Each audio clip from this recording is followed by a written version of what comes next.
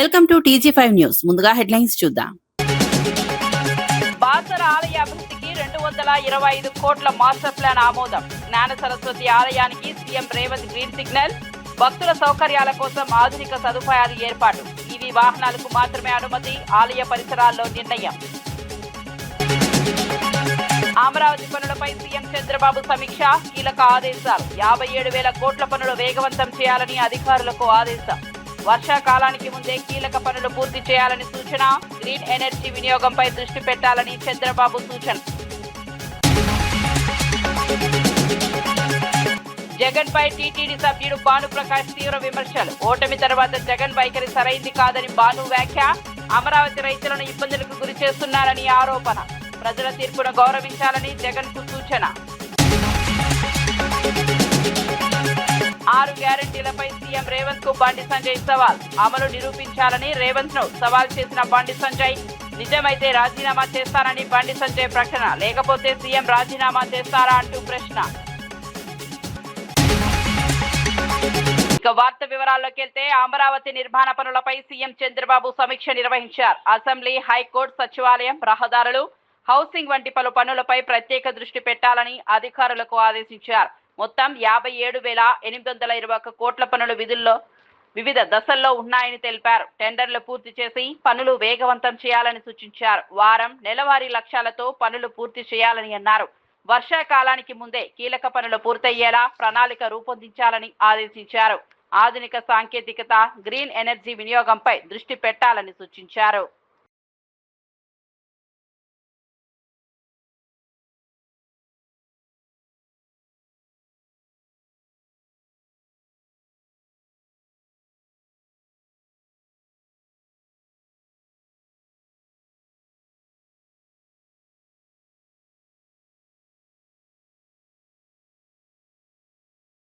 నిర్మల్ జిల్లా బాసర జ్ఞాన సరస్వతి ఆలయ అభివృద్ధికి ముఖ్యమంత్రి రేవంత్ రెడ్డి కీలక నిర్ణయం తీసుకున్నారు. 225 కోట్లతో రూపొందించిన మాస్టర్ ప్లాన్ కు గ్రీన్ సిగ్నల్ ఇచ్చారు. ఆగమ శాస్త్రం ప్రకారం ఈ నెల 6న శంకుస్థాపన కార్యక్రమం నిర్వహించనున్నారు. ఆలయ పరిసరాల్లో రాజకీయ కార్యకలాపాలను నిషేధించాలని, కేవలం ఈవీ వాహనాలకు మాత్రమే అనుమతి ఇవ్వాలని అధికారులకు స్పష్టమైన ఆదేశాలు జారీ చేశారు. భక్తుల సౌకర్యాలను దృష్టిలో ఉంచుకొని విశాల రహదారులు, ఆధునిక సదుపాయాలు కల్పించాలని సూచించారు. భవిష్యత్ అవసరాలకు అనుగుణంగా ఆలయాన్ని అభివృద్ధి చేయాలని ప్రభుత్వం లక్ష్యంగా పెట్టుకుంది. భక్తుల విశ్వాసాలకు భంగం కలగకుండా అన్ని చర్యలు తీసుకోవాలని సీఎం స్పష్టం చేశారు. అకాల వర్షాలు, ఈదురుగాలుల కారణంగా దెబ్బతిన్న పంటలను బీఆర్ఎస్ నేత కిరణ్ కుమార్ పరిశీలించారు. రైతులు తీవ్ర నష్టాలను ఎదుర్కొంటున్నారని తెలిపారు. కాంగ్రెస్ ప్రభుత్వం రైతులకు సరైన పరిహారం అందించడంలో విఫలమైందని విమర్శించారు. ప్రభుత్వం వెంటనే నష్టం అంచనా వేయడానికి సర్వే నిర్వహించాలని కోరారు. నష్టపోయిన ప్రతి రైతుకు ఎకరాకు 25,000 చొప్పున పరిహారం చెల్లించాలని డిమాండ్ చేశారు. పంటల నష్టంతో రైతులు ఆర్థికంగా ఇబ్బందులు పడుతున్నారని పేర్కొన్నారు. రైతులను ఆదుకునే చర్యలు తీసుకోవాలని సూచించారు. ప్రభుత్వ స్పందన త్వరగా రావాలని కోరారు. నష్టపరిహారం అంది. ఈ రోజు కూడా మొత్తం నియోజకవర్గ వ్యాప్తంగా, రాష్ట్ర వ్యాప్తంగా ఈదురుగాలులతోని అన్ని రకాల పంటలు, మొక్కజొన్న అయితేనేమి, జొన్న అయితేనేమి, మామిడి రైతులకు మామిడికాయ పడిపోవడం అయితేనేమి, అన్ని రకరకాల పంటలన్నీ పాడైపోయి నేల కొరిగి రైతులందరూ నష్టపోయారు. అయినా ఏ ఒక్క అధికారి కానీ, ఏ ఒక్క నాయకుడు కానీ సందర్శించిన దాఖలాలు లేవు. ఓన్లీ డొల్లా డప్పు కొట్టుకోవడానికి, వాళ్ళు సొంత కవితలు చెప్పుకోవడానికి మాత్రమే గ్రామ సభల పేరు మీద గ్రామ సభలు, ఓన్లీ కాంగ్రెస్ కార్యకర్తలు, వాళ్ళకు సంబంధించిన నాయకులు కూర్చొని తూతూ మంత్రంగా ప్రజల సమస్యల గురించి కాదు, 1-2 ఏదైతే అమలు చేసిర్రో 420 హామీలకి వెళ్ళి ఏదైతే పనికిరాని ఒక చెత్త పథకము, ఫ్రీ బస్సు. మా ఊరికి ఇక్కడ ఏదైతే ఇప్పుడు ఏ విలేజ్లో అయితే ఉన్నాను బాగుంది అని, ఇక్కడ బస్సే రాదు. అట్లాంటప్పుడు ఇక్కడ మహిళలకు అది అందుబాటులో రానట్టే లెక్క. సో మా నియోజకవర్గంలో దాదాపు ఒక 50 నుంచి 60 ఊర్ల వరకు బస్సులే రావట్లేదు. కాబట్టి ఆ 60 ఊర్లకు సంబంధించి ఏదైతే మీరు గృహలక్ష్మి పథకం అన్నారో, ఆ గృహలక్ష్మి పథకంలో ఏదైతే ఆర్టీసీ బస్సు ఫ్రీ అన్నారో అది వాళ్ళకి రానట్టు. కాబట్టి ఏ రకంగా ఆదుకుంటారు మీరు? చాలా మంది ఏమంటున్నారు అని అంటే, ఈ పథకాలన్నీ ఇచ్చే బదులు మాకు రైతుకు ఇవన్నిటికీ గిట్టుబాటు ధర ఇస్తే మా అంతటా మేమే రైతు రాజులాగా ఉంటాము, మీ పథకాల కోసం ఎవడు ఆశపడుతున్నాడు అని చెప్పేసి రైతులందరూ తిరగబడుతున్నారు. ఖచ్చితంగా రానున్న ఎలక్షన్స్, అది ఎంపీటీసీ ఎలక్షన్ కానీ, జడ్పీటీసీ ఎలక్షన్ కానీ, అసెంబ్లీ ఎలక్షన్సే కానీ, దీంట్లో స్థానిక ఎమ్మెల్యేకు మరియు రాష్ట్ర ప్రభుత్వం కాంగ్రెస్కు ఖచ్చితంగా మేము బుద్ధి చెప్తామని చెప్పి ఇక్కడ రైతులందరూ గంటపడని చెప్తున్నారు. కాబట్టి అధికారులు ఇప్పటికైనా మేల్కొని ఊరూరు తిరిగి ఏ రైతు ఎంత నష్టపోయాడు, ప్రతి ఎకరానికి ఎంత అనేది. కేంద్ర మంత్రి బండి సంజయ్ తెలంగాణలో 6 గ్యారంటీల అమలుపై సీఎం రేవంత్ రెడ్డికి సవాల్ విసిరారు. ప్రభుత్వం అమలు చేసినట్లు నిరూపించాలని డిమాండ్ చేశారు. నిజంగా అమలు చేసి ఉంటే తాను రాజీనామా చేస్తానని ప్రకటించారు. లేకపోతే ముఖ్యమంత్రి పదవికి రాజీనామా చేస్తారా అని ప్రశ్నించారు. ప్రజలకు ఇచ్చిన హామీలను అమలు చేయడం ప్రభుత్వ బాధ్యత అని పేర్కొన్నారు. పారదర్శకతతో పనిచేయాలని సూచించారు. ఈ అంశంపై స్పష్టత ఇవ్వాలని డిమాండ్ చేశారు. తెలుసుకొని పోయి ముఖ్యమంత్రి గారు చెప్పేటి అన్ని అబద్ధాలే అని చెప్పి అక్కడ రాష్ట్రం కాబట్టి ఇలా 2 రాష్ట్రాల్లో ఓడిపోవడానికి రాష్ట్ర ముఖ్యమంత్రి కారణం. బీహార్లో, మహారాష్ట్రలో, హర్యానాలో కాంగ్రెస్ పార్టీ ఓడిపోవడానికి కారణం మన రాష్ట్ర ముఖ్యమంత్రి గారే. ఎందుకంటే ఈయనే స్టార్ క్యాంపెయిన్గా వెళ్ళాడా, ఒకప్పుడు ఉపన్యాసాలు ఇచ్చినాడా, 6 గ్యారెంటీలు అమలు చేస్తాం వచ్చి చూసుకోండి అన్నారు. అప్పుడు మేము పోయినాం. కర్ణాటకలో చూడండి 6 గ్యారెంటీలు, తెలంగాణలో చూడండి గ్యారెంటీలు ఏమైనాయో, గ్యారెంటీలకే గ్యారెంటీలు లేని పరిస్థితి. మీరు చూడండి అని చెప్పినాక ప్రజలు వాస్తవాలు గ్రహించే ఇవాళ ఎక్కడ చురుకు పెట్టాలో అక్కడ చురుకు పెట్టారు. ఇవాళ కేరళలో జరిగే కూడా అదే పరిస్థితి. 2500 రూపాయలు రాష్ట్ర ముఖ్యమంత్రి ఇచ్చిన గుండె మీద చేసుకుని చెప్పు. 2500 రూపాయలు మహిళలకు ఇచ్చినావా? 6 గ్యారెంటీలు అది ఉంది కదా. 4000 రూపాయలు మీరు ఆసరా పెన్షన్ ఇచ్చినావా? 6 గ్యారెంటీలు అది ఉంది కదా. తులం బంగారం ఎవరికైనా ఇచ్చినావా? నువ్వు స్కూటీలు ఎవరికైనా ఇచ్చినావా? రైతు కూలీలకు 12,000 రూపాయలు ఇచ్చినావా? కౌలు రైతులకు ఎకరానికి 15,000 రూపాయలు ఇస్తాను. మళ్ళీ ఏమంటే ఎకరానికి 12,000 ఇస్తాడు. ఎకరానికి మిల్లు ఇయ్యడిగా, మళ్ళీ ఇయ్యడిగా. నిరుద్యోగ వృద్ధి ఇస్తానవా? ఇయ్యలేదు. విద్యార్థి భరోసా కార్డు ఇస్తానవా? ఇయ్యలేదు. ఇక ఫీజు ఏమనిపిస్తారు? ఇక పదవి విరమణ పొందినటువంటి ఉద్యోగస్తులకు వాళ్ళకి పైసలు ఇస్తలేవు. ఇది దౌర్భాగ్యమైన పరిస్థితులు. డిఏలు లేవు, ఆరోగ్యశ్రీ పైసలు లేవు. ఇంత దారుణమైన పరిస్థితి ఉంటే ఏం లేకుండా నిస్సిగ్గుగా కేరళ పోయి 6 గ్యారెంటీలు అమలు చేసి చూసుకున్నట్టు నేను కేరళ మీడియాకి విజ్ఞప్తి చేస్తున్నా. కేరళ నుంచి మీడియా రావాలే. నేను సవాల్ చేస్తున్నా. అలా హుజాబాద్ గడ్డ మీకెళ్ళి సవాల్ చేస్తున్నా. ముఖ్యమంత్రి గారికి సవాల్ చేస్తున్నా. చలో మీరు రాండి, నేను కూడా వస్తా. ఏ గ్రామానికైనా పోదాం. 2500 రూపాయలు మాకు ఇస్తున్నారు అని చెప్పి ఒక్క మహిళతో చెప్పిస్తే చలో నేను రాజీనామా చేస్తాను. నువ్వు రాజీనామా చేస్తావా? 4000 రూపాయలు ఆసరా పెన్షన్ ఇస్తున్నామని చెప్పి నువ్వు ఒప్పిస్తే నేను రాజీనామా చేస్తాను. నిరుద్యోగ వృత్తి ఇస్తున్నామంటే ఒప్పి రాజీనామా చేస్తాను. నువ్వు చేయి. విద్యార్థి భరోసా కార్డు ఇస్తున్నామని చెప్పి ఒప్పి నేను రాజీనామా ఇస్తాను. రాజీనామా చేయి. రైతులకు నువ్వు ఇస్తాన 15,000 రూపాయలు రైతు భరోసా ఇస్తున్నట్టు ప్రూవ్ చేయి. రైతు కూలీలకు 12,000 ఇస్తా అని చెప్పి ప్రూవ్ చేయి. రాజీనామా చేస్తాను. 6 గ్యారెంటీలు అమలు చేయాలని ప్రూవ్ చేస్తా. నేను ప్రూవ్ చేయనంటే నేను రాజీనామా చేస్తాను. నువ్వు ప్రూవ్ చేస్తావు నువ్వు లేవు రాజీనామా చేయి. ఫిషరీస్ కార్పొరేషన్ చైర్మన్ మెట్టు సాయి కుమార్ బీఆర్ఎస్ పార్టీపై తీవ్ర విమర్శలు చేశారు. బీఆర్ఎస్ రాజకీయ విధానం ప్రజాస్వామ్యానికి విరుద్ధంగా ఉందని అన్నారు. బీజేపీతో కుమ్మపై రాజకీయాలు చేస్తున్నారని ఆరోపించారు. ఎన్నికల్లో కలిసి పనిచేసినట్లు పేర్కొన్నారు. ప్రజలు ఈ రాజకీయాలను గమనించాలని సూచించారు. నైతిక విలువలు పాటించాలని అన్నారు. రాష్ట్ర రాజకీయాల్లో పారదర్శకత అవసరమని పేర్కొన్నారు. ప్రజల నమ్మకాన్ని నిలబెట్టే విధంగా వ్యవహరించాలని సూచించారు. అటు బీఆర్ఎస్ సిపిఐతో చెప్పుకుంటూ కాతేపల్లిలో రాజకీయ వ్యవహారాలు ఎప్పుడు కూడా బీఆర్ఎస్ పార్టీ స్పష్టంగా నేరుగా ఎప్పుడు చేయలేదు, చేయబోదు. ఎందుకంటే రాజకీయ వ్యవహారాలకు బస్టు పట్టించే చేత బీఆర్ఎస్ పార్టీది, అది కేటీఆర్ది. ఇలాంటి చిల్లర రాజకీయాలు మానుకొని రాష్ట్రంలో ఉన్నటువంటి రాజకీయ సంస్కరణలు తీసుకొచ్చే విధంగా ముందుకెళ్తా ఉంటే వ్యభిచారమైన రాజకీయాలు చేయడంలో బీఆర్ఎస్ పార్టీ ముందుంది. ఇప్పుడు ఈ ద్వారా తెలిసిపోయింది బీఆర్ఎస్ బీజేపీ ఎప్పుడు ఒకటేనని. 2024 పార్లమెంట్ ఎన్నికలు కానివ్వండి, అదేవిధంగా ఎమ్మెల్సీ ఎన్నికలు కానివ్వండి, బై ఎలక్షన్ కానివ్వండి, సర్పంచ్ కానివ్వండి, మున్సిపల్ కానివ్వండి, ఇప్పుడు స్పష్టంగా నేడు ఇబ్రహీంపట్నంలో చైర్మన్ గా బీఆర్ఎస్ పార్టీ అభ్యర్థి, అదేవిధంగా వైస్ చైర్మన్ గా బీజేపీ పార్టీ అభ్యర్థి. ఇది మీ యొక్క రాజకీయ వ్యభిచారానికి పరాకాష్ట. క్యాతన్పల్లిలో అక్రమంగా, అన్యాయంగా బీఆర్ఎస్ పార్టీ ఇతరులతో వారిని ఇబ్బంది పెట్టుకుంటూ చిల్లర పనులు చేసిన బాల్కా సుమన్ కానివ్వండి, బీఆర్ఎస్ పార్టీ నాయకులకు భవిష్యత్తులో చెన్నూరు నుంచి అదేవిధంగా రాజకీయాల నుంచి విరమణ తప్పదు. 3 రాజధానుల అంశంపై సజ్జల కీలక వ్యాఖ్యలు చేశారు. అసెంబ్లీ, ఎగ్జిక్యూటివ్, జ్యుడిషియల్ వ్యవస్థలను వేరు ప్రాంతాల్లో ఏర్పాటు చేసిన విషయాన్ని గుర్తు చేశారు. అభివృద్ధి కోసం నిర్ణయాలు తీసుకున్నామని తెలిపారు. వాటిని విమర్శించడం సరైంది కాదని పేర్కొన్నారు. 3 ముక్కలాటగా చూపించడం తగదని అన్నారు. రాష్ట్ర సమగ్ర అభివృద్ధి లక్ష్యంగా ఈ విధానాన్ని అమలు చేశామని వివరించారు. ప్రజలకు ప్రయోజనం కలిగే విధంగా నిర్ణయాలు తీసుకున్నామని తెలిపారు. ప్రజలకు గుదిబండ కాకుండా 5 కోట్ల మంది ప్రజలకు రాష్ట్రానికి ఒక మంచి గ్రోత్ ఇంజన్ లాంటి క్యాపిటల్ కావాలి, ఎకనామిక్ పవర్ హౌస్ కావాలి. ఇది ఇతర నగరాలతో అతి తక్కువ సమయంలో పోటీ పడగలిగిన సామర్థ్యం దీనికి రావాలి. ఇందులో ఏమైనా తేడా ఉందా? ఎందుకంటే ఆయన క్లారిటీ ఆఫ్ థాట్ ఉంది. నేను మళ్ళీ చెప్తున్నా కదా, clarity of thought Jaganmohan Reddy గారికి ఏమో అది ఉంది, చంద్రబాబు నాయుడు గారికి ఏమో క్లారిటీ ఆఫ్ థాట్ ఏంటంటే ఈ ప్రాజెక్టు ఆయన దృష్టిలో ఇది ఒక ప్రాజెక్టు, ఈ ప్రాజెక్టు టేకప్ చేశాక ఎగ్జాస్టివ్ గా పిండుకోవడం ఎట్లా, మూలుగతో సహా దీన్ని లాగడం ఎట్లా. మూలుగతో సహా కూడా న్యాచురల్ కాదు, అవసరం లేనిది ఎక్కువ ప్లాన్ చేసి ఇన్ఫ్లేటెడ్ ప్రపంచంలో ఎక్కడా లేని రేట్లు పెట్టి దానికి ఏదో ఒక అందమైన పేర్లు పెట్టి ఎవరికో కట్టబెట్టి తద్వారా వచ్చే దీన్ని నిరంతరం ఒక 6 hours పవర్ ఇంజన్ పెట్టి మోటార్ ఇంజన్ పెట్టి లాగితే నీళ్లు ఎట్లా కొడతాండొచ్చు, పర్మనెంట్ కొట్టుకోవడం ఎట్లా, తన గజ దొంగల ముఠ. ఇది ఆయన ప్లాన్. ఆ clarity of thought Chandrababu Naidu గారికి ఉంది కాబట్టి 2014లో వచ్చిన దగ్గర ఆయన వైజాగ్ అనుకోలే, పోనీ విజయవాడ ఈ పక్కన అనుకోలే, హైవే అనుకోని నూజివీడు దగ్గర అక్కడ అనుకోలే, ఇటు ఇబ్రహీంపట్నం అటు పోలే, వెతికి ఆ మాయాబజార్ లాగా సరిగా వేసి అటు ఇటు గాని ఒక పచ్చటి అద్భుతమైన అన్ని రకాల పంటలు ఇస్తూ అక్కడ గజ్వేల్లో కేసీఆర్ క్యాంప్ ఆఫీస్ పై జరిగిన దాడిని ఎమ్మెల్సీ దాసోజు శ్రవణ్ ఖండించారు. ఈ ఘటన రాష్ట్రంలో శాంతి భద్రతలపై ప్రశ్నలు లేవనెత్తుతోందని అన్నారు. ప్రభుత్వ వైఖరి పట్ల ఆందోళన వ్యక్తం చేశారు. ప్రజాస్వామ్య వ్యవస్థలో ఇలాంటి సంఘటనలు చోటు చేసుకోవడం సరైంది కాదని పేర్కొన్నారు.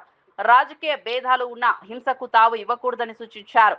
శాంతి భద్రతలను కాపాడే బాధ్యత ప్రభుత్వంపై ఉందన్నారు. ఇలాంటి ఘటనలు పునరావృతం కాకుండా చర్యలు తీసుకోవాలని డిమాండ్ చేశారు. గాంధీ ఎట్లనో తెలంగాణకు కేసీఆర్ అట్లనే, ఎవరు ఒప్పుకున్నా ఎవరు ఒప్పుకోకపోయినా అంతటి మహోన్నతమైనటువంటి ఒక ఔన్నత్యం కలిగినటువంటి ఒక వ్యక్తి, త్యాగ పురుషుడు కేసీఆర్ గారు. అటువంటి కేసీఆర్ గారి క్యాంప్ కార్యాలయం అంటే it's sort semi residence. Revanth Reddy బొమ్మ ఎందుకు పెట్టలేదు అని చెప్పని రౌడీ రాజకీయం చేస్తున్నటువంటి ఒక రీతిలో ఇవాళ వారి ఇంటి పైన క్యాంపు పైన దాడి చేయటం అంటే 4 కోట్ల మంది తెలంగాణ ప్రజల యొక్క ఆత్మగౌరవం పైన దాడి చేసినట్టే, అస్తిత్వం పైన దాడి చేసినట్టే అనే ఒక విషయాన్ని తెలియజేస్తా ఉన్నాం. ఇదేం రౌడీ రాజ్యం రేవంత్ రెడ్డి గారు? ఎన్నాళ్ళు ఇట్లా బెదిరించక బతుకుతావు? ఒకప్పుడు భారతదేశంలో బీహార్, బెంగాల్ ఇటువంటి ఒక ప్రాంతాలలో పెద్ద ఎత్తున ప్రతిపక్ష పార్టీల నాయకుల పైన లేకపోతే ఇండ్ల పైన దాడులు జరుగుతుండే అని చెప్పి విన్నాం. లేకపోతే అంతో కొంత పక్కనున్న ఆంధ్రప్రదేశ్ రాష్ట్రంలో కూడా ఇటువంటి ఫ్యాక్షన్ చిల్లర సంస్కృతి ఉంటుంది అని చెప్పని ఉదంతాలు చూసినాం.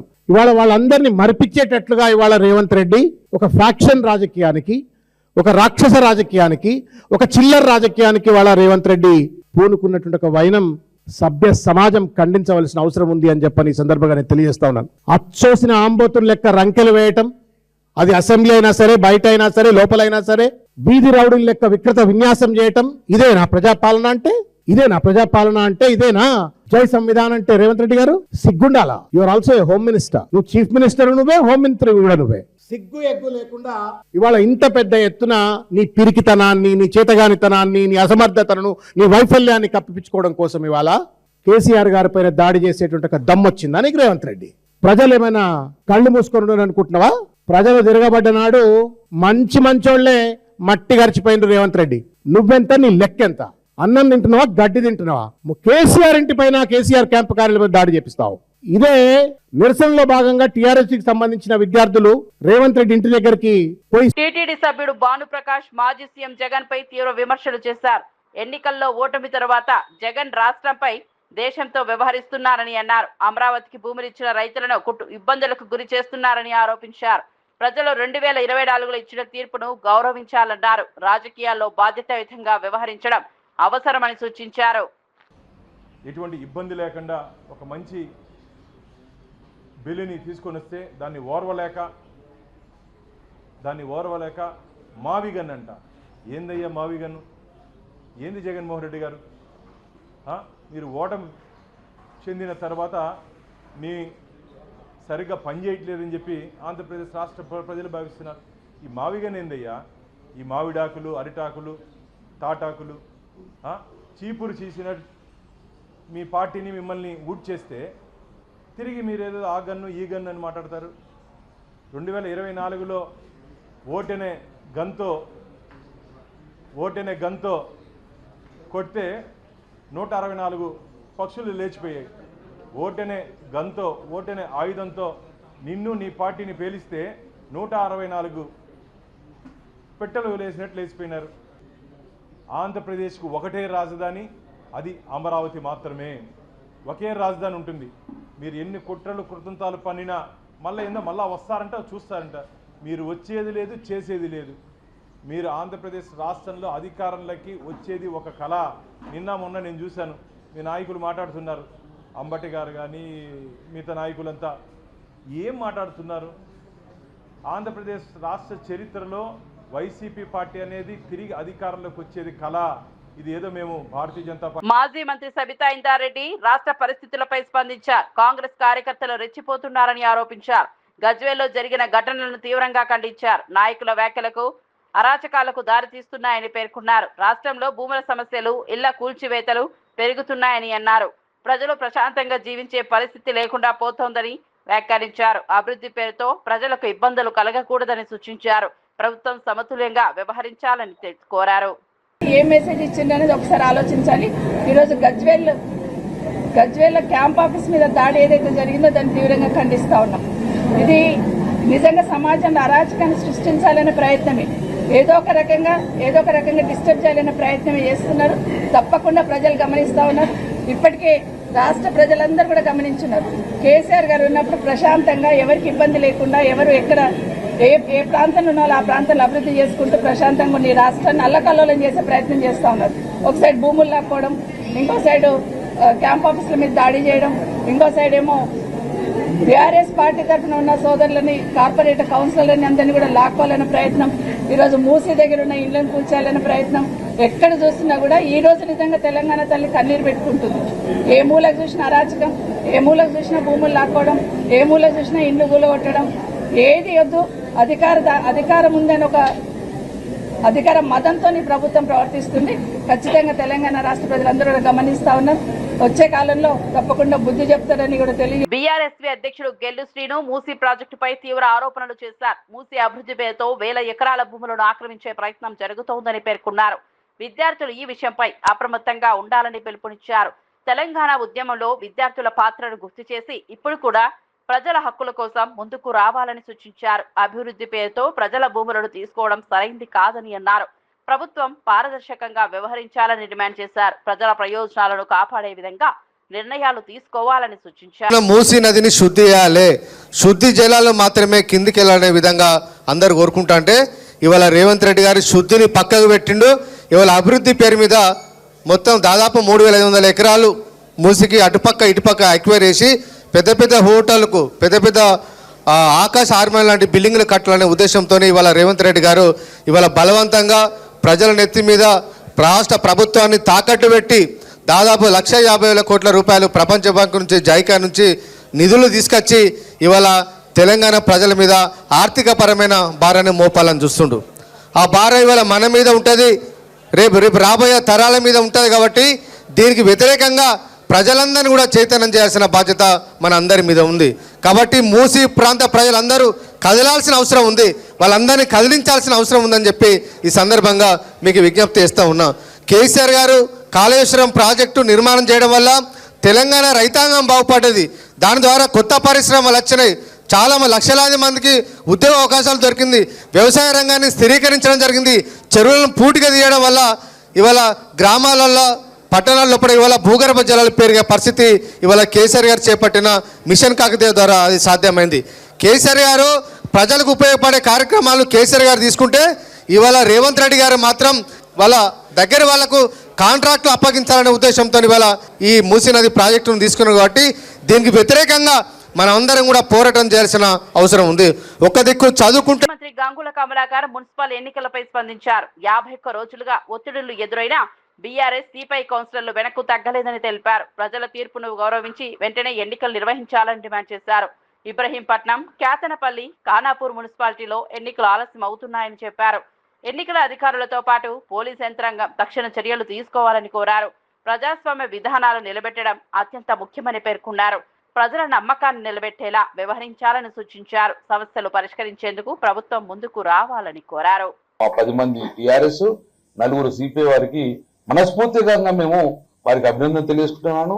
పట్టుదలతోటి ఇన్ని వాళ్ళు ప్రలోభాలు పెట్టడం లొంగకుండా నిఖార్సుగా ఉన్న వ్యక్తులు ఈరోజు మా యొక్క సిపిఐ మరియు మా బీఆర్ఎస్ పార్టీ కౌన్సిలర్లు. ఇది మా క్రమశిక్షణ మార్పు. సో ఇప్పటికైనా మేము ఈ యొక్క కాంగ్రెస్ ప్రభుత్వానికి, ముఖ్యంగా వివేక్ మంత్రి గారు కూడా మేము రిక్వెస్ట్ చేస్తున్నాం, ప్రజాస్వామ్యాన్ని కాపాడండి. ఈ రోజు మా కౌన్సిలర్లు ప్రజా తీర్పుకు అనుగుణంగా నడుచుకున్నారు కాబట్టి మీరు కూడా ప్రజల తీర్పు గౌరవించండి. చాలా చోట్ల కూడా మేము వదులుకున్నాం. అదే చెన్నూరులో కూడా మేము పట్టుబట్టి మేము గుంజుకొని రాలే. అదే ప్రజల తీర్పును గౌరవించినాం కాబట్టి చెన్నూరు మున్సిపాలిటీ క్లియర్ గా మేము డిస్టర్బ్ చేయకుండా కాంగ్రెస్ పార్టీకి ఓట్లు పడ్డాయి కాబట్టి కాంగ్రెస్ పార్టీ చేసినాం. అలాగే ఇక్కడ కూడా కేతనపల్లి మున్సిపాలిటీ ప్రజల తీర్పుకు అనుగుణంగా మీరు నడుచుకోండి. ఇప్పటికైనా పోలీస్ బందోబస్తు పెట్టి డిస్టర్బ్ చేస్తా అంటే ఇక అంతకన్నా దుర్మార్గంగా మీరు ఉండే పరిస్థితి లేదు. అందుకే ప్రభుత్వాన్ని కూడా పోలీసు యంత్రాంగాన్ని కూడా ముఖ్యంగా మంత్రి గారు వినిపిస్తున్నాము, ప్రజా తీర్పును మీరు గౌరవించి ఎన్నికలు సజావుగా జరిగేసి మున్సిపల్ చైర్మన్ గా ప్రజల తీర్పు ప్రకారం టీటీడీ చైర్మన్ బీఆర్ నాయుడిని వెంటనే తొలగించాలని వైసీపీ నేతలు బనకానపల్లిలో నిరసన చేపట్టారు. మాజీ ఎమ్మెల్యే కాటసాని రామిరెడ్డి ఆధ్వర్యంలో నిర్వహించిన ఈ ఆందోళనలో స్థానిక ఆంజనేయ స్వామి ఆలయంలో ప్రత్యేక పూజలు నిర్వహించారు. టీటీడీ వంటి ప్రభుత్వ సంస్థకు నైతిక విలువలు కలిగిన వ్యక్తి నాయకత్వం అవసరమని పేర్కొన్నారు. చైర్మన్ ప్రవర్తన భక్తుల విశ్వాసాలను దెబ్బతీస్తోందని ఆరోపించారు. ప్రభుత్వం వెంటనే స్పందించి చర్యలు తీసుకోవాలని డిమాండ్ చేశారు. ఈ అంశంపై భక్తుల భావాలను గౌరవించాల్సిన బాధ్యత ప్రభుత్వంపై ఉందన్నారు. కార్యక్రమంలో పెద్ద సంఖ్యలో కార్యకర్తలు పాల్గొని తమ అభిప్రాయాలను వ్యక్తం చేశారు. మరి పరాయి మహిళలతో మరి ఎంతో భక్తితో ఉన్నటువంటి తిరుమలలో కూడా ఇటువంటి కార్యక్రమాలు చేస్తా ఉన్నాడు కాబట్టి ఆయన ఖచ్చితంగా తొలగించాలని చెప్పి వైఎస్ఆర్ కాంగ్రెస్ పార్టీ డిమాండ్ చేస్తా ఉంది. ఈ యొక్క తిరుమల తిరుపతి దేవస్థానానికి మరి చైర్మన్ గా అర్హుడు కాదు కాబట్టి మేము ఒకటే డిమాండ్ చేస్తా ఉన్నాం. మీరు ఎందుకంటే ఇది ప్రజలకు సంబంధించింది, ప్రజల యొక్క మనోభావాలకు సంబంధించింది, హిందువుల యొక్క మనోభావాలకు సంబంధించింది కాబట్టి మీరు తక్షణమే ఆయన్ను ఆ పదవి నుంచి తొలగించండి. ఆలయం యొక్క పవిత్రతను కాపాడమని చెప్పి మేము డిమాండ్ చేస్తాము. మూసీ ప్రాజెక్టుపై దాఖలు చేసిన ఎన్జీటీ కేసు డిస్మిస్ కాలేదని బీఆర్ఎస్ నేత కార్తిక్ రెడ్డి స్పష్టం చేశారు. డిస్మిసల్ మధ్య తేడాను గుర్తించకుండా తప్పుడు వార్తలు వస్తున్నాయని అన్నారు. ప్రభుత్వం సరైన అనుమతులు లేకుండా ముందుకు వెళ్తోందని ఆరోపించారు. యూసీలో ఎంఎఫ్ఎల్, ఎఫ్టీఎల్ స్థాయిలు ఇంకా నిర్ణయించలేదని పేర్కొన్నారు. న్యాయస్థానం సూచనలు పాటించాలని ప్రభుత్వానికి తెలిపిందని వివరించారు. ఉల్లంఘనలు జరిగితే మళ్లీ న్యాయపరంగా పోరాటం చేస్తామని చెప్పారు. డిస్మిసల్ అంటే ఏంటి? మనం వేసిన పిటిషన్ని దీని మీద ఎటువంటి మెరిట్స్ లేవని చెప్పి కొట్టేయడం డిస్మిసల్. డిస్పోజల్ అంటే ఏంటి? మేము వేసినటువంటి కేసుని ఆమోదిస్తూ ఎస్ వాళ్ళు చేస్తా అంటారు కదా, మేము వేచి చూద్దాం అనేది డిస్పోజల్. ఏం జరిగింది? మేమేం అడిగినాం? ఎన్జీడీకి పోయినప్పుడు మేమేం అడిగినాం? ప్రభుత్వం కొన్ని అనుమతులు తీసుకోకుండా ముందుకు పోతున్నది. మూసీలో ఉన్నవంటి ఎంఎఫ్ఎల్ లెవెల్స్ ఫిక్స్ కాలేదు, ఫ్లడ్ లెవెల్స్ ఫిక్స్ కాలేదు. ఫిక్స్ కాకుండా వీళ్ళు ముందరికి ఎట్లా పోతారని మనం అడిగినప్పుడు జడ్జి గారు అక్కడ ఉన్న ఏజీపీకి ఏం అడిగిర్రు? మీ పరిస్థితి ఏంది? మళ్ళీ వీళ్ళు చెప్తున్నటువంటి ప్రేయర్ అంతా కరెక్టే కదా? వీళ్ళు అడిగిన సంగతి ఏంటంటే ప్రభుత్వం ఏం చెప్పింది? మేము ఇవన్నీ అప్లికేషన్ ఇంకో స్టేజ్లో ఉన్నాయి, ఎన్వైరన్మెంట్ క్లియరెన్సే కానీ, సోషల్ ఇంపాక్ట్ అసెస్మెంట్ స్టడీయే కానీ, లేదా వీళ్ళు చెప్తున్నట్టు ఎంఎఫ్ఎల్ లెవెల్సే కానీ ఇవన్నీ డిపిఆర్లో టర్మ్స్ ఆఫ్ రెఫరెన్స్లో పెట్టినాము, ఇవి ఖచ్చితంగా మేము చేస్తాము, చేసినాకనే ప్రాజెక్ట్ ముందుకు పోతామని చెప్పారు. జడ్జి గారు ఏమన్నారు? వాళ్ళు చేస్తా అంటున్నారు కదా, if ever they do not comply with these issues, మీరు మళ్ళీ మా దగ్గరికి తిరిగి రండి అని జడ్జి గారు చెప్పడం జరిగింది. ఇప్పుడు చెప్పుండ్రి, మనం తెలంగాణ రాష్ట్రం సాధించిన వంటి పార్టీ నుంచి వచ్చిన వాళ్ళం, కేసీఆర్ సైనికులం, మనకి ఎంత తెలివితేటలు ఉంటాయంటే మొన్నటి వరకు అసెంబ్లీలో కూడా ఒప్పుకొని ప్రభుత్వం అసెంబ్లీలో కూడా చెప్పని విషయాలు మేము ఎన్జీటీలో ఒప్పించినామా? ఎన్జీటీ కూడా చెప్పించినామా? మీరు చేయాల్సిన ఎంఎఫ్ఎల్ లెవెల్స్ మేము ఇస్తాము, డిపిఆర్ లెవెల్స్ మేము ఇస్తాము, అన్ని ఎన్వైరన్మెంటల్ క్లియరెన్స్ మేము తీసుకున్నాకనే ముందలు పోతామని ప్రభుత్వం ఆడ చెప్పినాకనే నా పిటిషన్ని డిస్పోజల్ చేయడం జరిగింది, డిస్మిసల్ చేయడం జరగలేదు. ఈరోజు చెప్తున్న ప్రభుత్వానికి ఏ ఒక్క అంశం మీరు కోర్టుకు చెప్పింది ఒప్పుకోకపోయినా, ఏ ఒక్క అంశం మీరు చేయకపోయినా కూడా ఖచ్చితంగా మళ్ళీ మేము కోర్టుకు పోతాం, కోర్టు మెట్లు ఎక్కుతాం. ఇప్పుడే శ్రీకాకుళం జిల్లా పాతపట్నం జాతీయ రహదారిపై ఫ్లైఓవర్ నిర్మాణానికి అదనంగా 15 కోట్ల నిధులు మంజూరైనట్లు కేంద్ర మంత్రి రామ్మోహన్ నాయుడు తెలిపారు. వంతెన సమీపంలోని శ్రీ నీలమణి దుర్గా అమ్మవారి ఆలయ ప్రాముఖ్యతను దృష్టిలో ఉంచుకుని ప్రతిపాదనలు పంపినట్లు పేర్కొన్నారు. జాతీయ రహదారుల సంస్థ ఈ నిధులను ఆమోదించిందని చెప్పారు. ఫ్లైఓవర్ నిర్మాణంతో ట్రాఫిక్ సమస్యలు తగ్గి ప్రయాణం సులభమవుతుందని తెలిపారు. ప్రాంతీయ అభివృద్ధికి ఇది దోహదపడుతుందని పేర్కొన్నారు. పనులు త్వరలో ప్రారంభమవుతాయని తెలిపారు. ఈ రోడ్ ఓవర్ బ్రిడ్జ్ ఏదైతే ఉందో అది చాలా ప్రాముఖ్యత కలిగింది. స్థానిక ప్రజలకే కాకుండా ఆంధ్రప్రదేశ్, ఒరిస్సా రాష్ట్రాల నుంచి వచ్చేసినటువంటి భక్తులకు ఆధ్యాత్మిక కేంద్రంగా ఉన్న మన శ్రీ నీలమణి దుర్గా అమ్మవారి ఆలయం ప్రాముఖ్యతని కాపాడే విధంగా స్థానిక ప్రజల అభిప్రాయాలను కూడా గౌరవిస్తూ భక్తుల సౌకర్యాన్ని దృష్టిలో పెట్టుకొని ముందుగా ప్రతిపాదించిన రిటైనింగ్ వాల్ స్థానంలో ఇప్పుడు వయోడక్ట్ నిర్మాణం చేపట్టాలని నిర్ణయం తీసుకున్నాం. అదనపు నిధులు మంజూరు అయ్యాయి కాబట్టి మరింత వేగంగా ఈ ప్రాజెక్టుని పూర్తి చేసి ప్రజలకి అందుబాటులో తీసుకొని వస్తానని కూడా నేను తెలియజేస్తున్నాను. బాసర ఆలయ అభివృద్ధికి 225 కోట్ల మాస్టర్ ప్లాన్ ఆమోదం. జ్ఞాన సరస్వతి ఆలయానికి సీఎం రేవంత్ గ్రీన్ సిగ్నల్. భక్తుల సౌకర్యాల కోసం ఆధునిక సదుపాయాలు ఏర్పాటు. ఈవీ వాహనాలకు మాత్రమే అనుమతి. ఆలయ పరిసరాల్లో నిర్ణయం.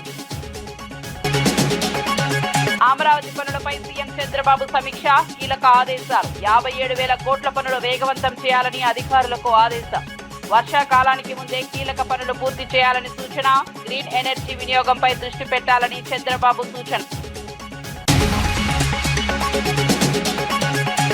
జగన్ పై టీటీడీ సభ్యుడు భానుప్రకాష్ తీవ్ర విమర్శలు. ఓటమి తర్వాత జగన్ వైఖరి సరైంది కాదని భాను వ్యాఖ్య. అమరావతి రైతులను ఇబ్బందులకు గురి చేస్తున్నారని ఆరోపణ. ప్రజల తీర్పును గౌరవించాలని జగన్ కు సూచన. 6 గ్యారెంటీలపై సీఎం రేవంత్ కు బండి సంజయ్ సవాల్. అమలు నిరూపించాలని రేవంత్ ను సవాల్ చేసిన బండి సంజయ్. నిజమైతే రాజీనామా చేస్తానని బండి సంజయ్ ప్రకటన. లేకపోతే సీఎం రాజీనామా చేస్తారా అంటూ ప్రశ్న. మరిన్ని అప్డేట్స్ కోసం చూస్తూనే ఉండండి TG5 న్యూస్.